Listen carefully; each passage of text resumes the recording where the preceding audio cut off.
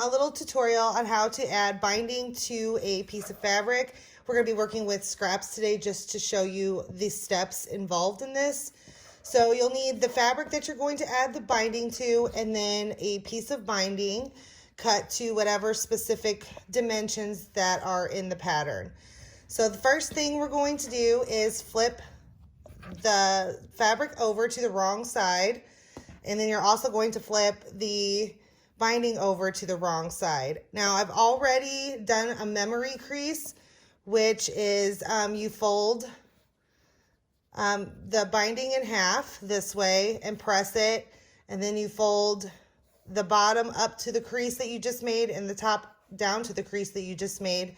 Press it again, and then fold it in on itself again, and then give it another good press so that you have 3 creases in your binding fabric. So now with both of your fabrics wrong side up, and I do it this way, there's other people that do it right sides together and it ends up about the same. Just whenever you stitch, it will be backwards from the way that I do it, and I'll explain that later when we get to the sewing step.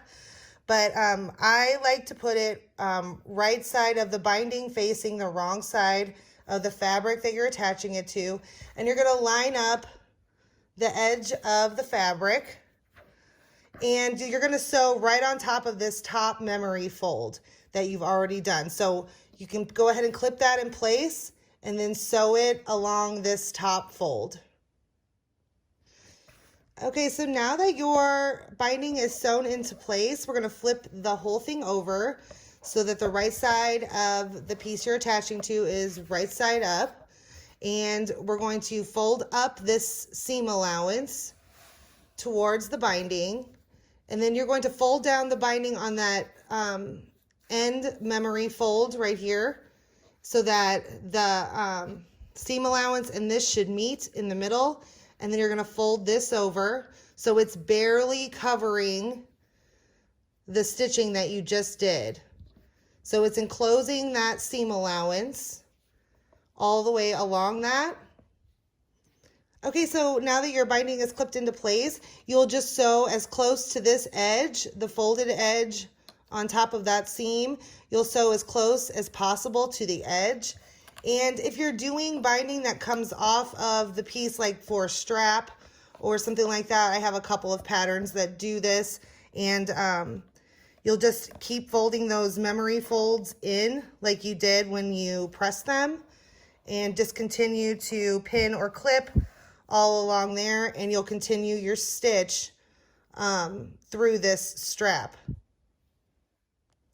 So now your binding is stitched into place, and you can see how the seam runs directly off of the fabric when it turns into a strap. It goes all the way along there.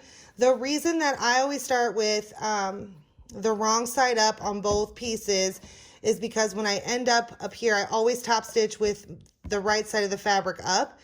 And if your binding isn't folded exactly, like perfectly, you can miss the back, which I did right here, but it's okay because that's sewn into place with that first seam that we did.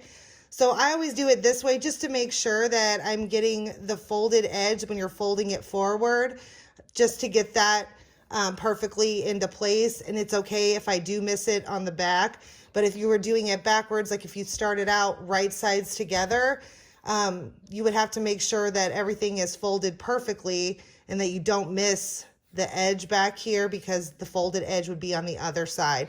So either way is okay, neither way is wrong. It's just different preference for how you want your binding to look at the end of the project.